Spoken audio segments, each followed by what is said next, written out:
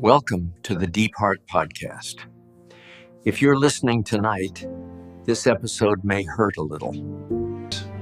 But sometimes, pain is the only thing that teaches us the truth. Tonight, you won't hear advice from a young man.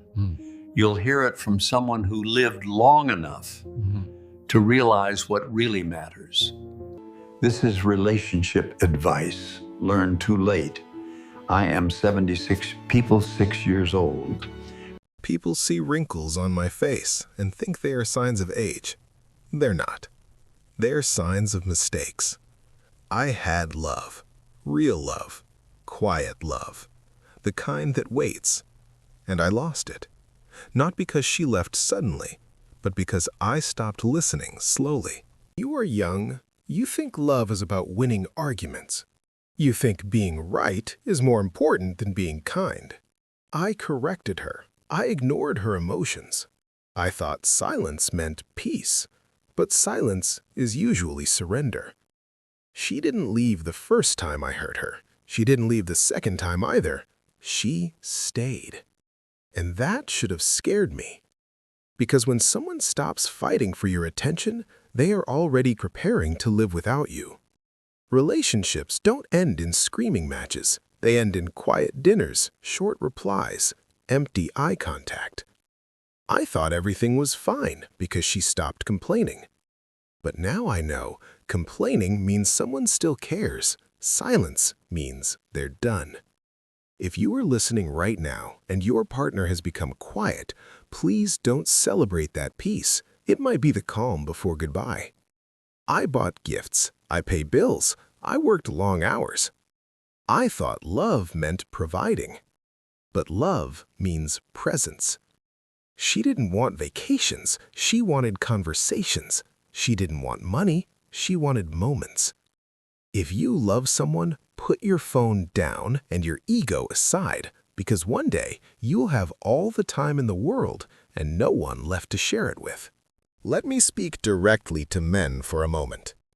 Being strong doesn't mean being emotionally distant. Being a man doesn't mean being unavailable. She didn't want a hero. She wanted a human.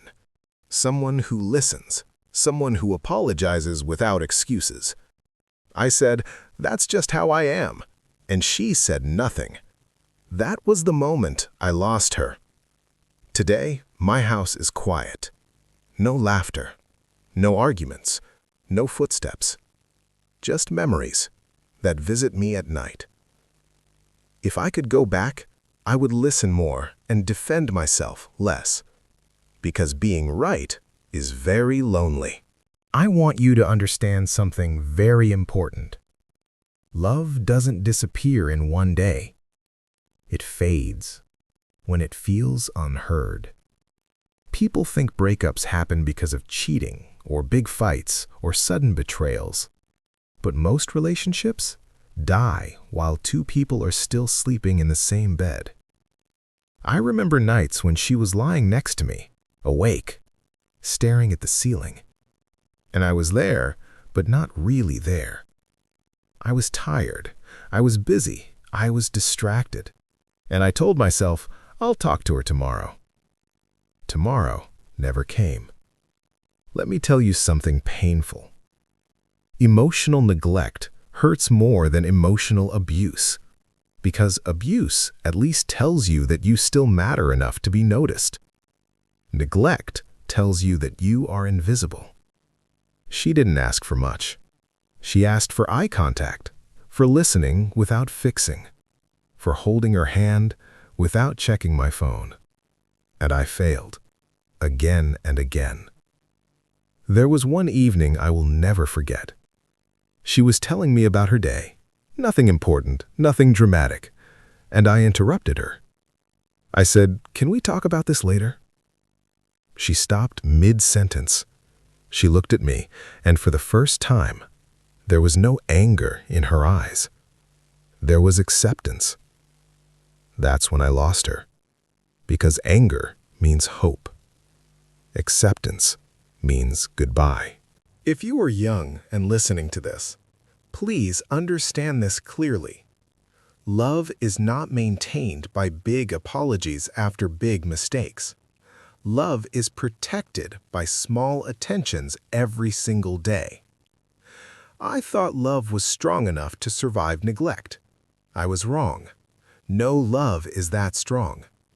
Men often realize the value of love only when it becomes quiet. We confuse peace with stability. We confuse silence with loyalty. We confuse comfort with forever. She didn't leave because she stopped loving me. She left because she stopped feeling loved. After she left, the house felt bigger. The silence felt louder. I started noticing things too late. Her empty chair, her side of the bed untouched, her voice missing from ordinary moments. That's when regret speaks the loudest, but regret has the worst timing. If you are still with someone you love, please don't wait.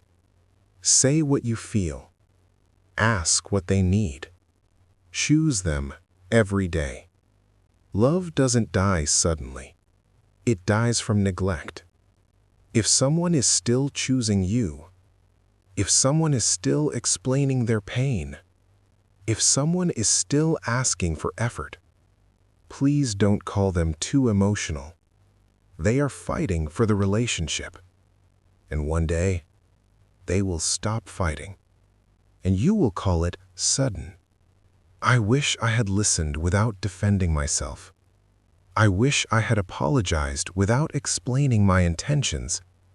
I wish I had understood that love is a responsibility, not a feeling. The most dangerous sentence in a relationship is, "Relax, we're fine." Because fine is where love goes to die. Love needs effort, even on boring days, even on tired days, especially on ordinary days. If you still have someone, choose them today.